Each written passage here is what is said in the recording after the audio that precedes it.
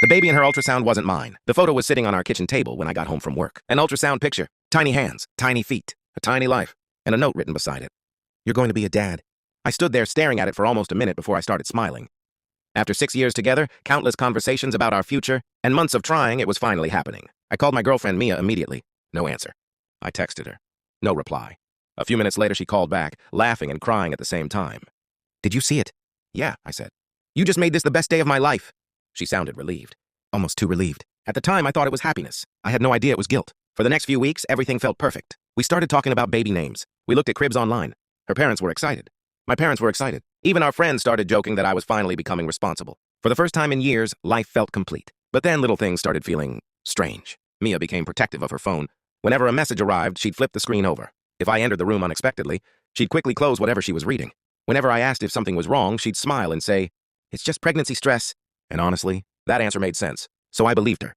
Because when you love someone, you don't immediately assume they're lying. You look for reasons to trust them. 3 months later, we had another ultrasound appointment. I remember sitting in the waiting room scrolling through my phone while she filled out paperwork. Then her phone buzzed. She had left it on the chair beside me. Normally, I wouldn't touch it, but the screen lit up, and a message appeared. "Did you tell him the truth yet?" My stomach dropped. Before I could stop myself, I glanced at the preview underneath. The baby deserves to know who the real father is. And suddenly, I didn't know anything. A few hours later, she came to my apartment. She explained everything.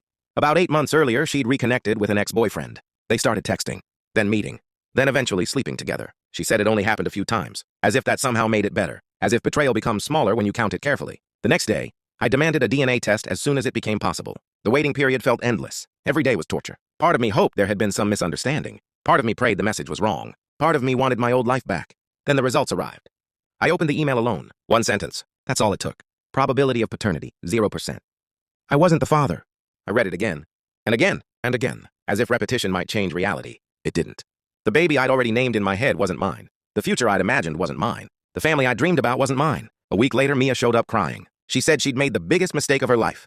She said she loved me. She said she'd do anything to fix it. But then she revealed something even crazier. The ex-boyfriend wanted nothing to do with the baby. The moment he learned the truth, he disappeared. Blocked her. Changed his number. Vanished. Suddenly, the fantasy she'd chosen over our relationship collapsed. And now she wanted her old life back. Me, the backup plan. The safe option. The guy she'd lied to. The guy she'd betrayed. The guy she expected to rescue her from the consequences of her choices. I listened quietly. Then I asked one question. Would you have told me if I never saw that message? She opened her mouth, then closed it. No answer. And that was my answer. Because if the truth only comes out after you're caught, it isn't honesty. It's damage control. I walked to the door and opened it. She started crying harder. Begging, promising, apologizing. But some things break in a way that can't be repaired. Trust is one of them. Follow for part 2.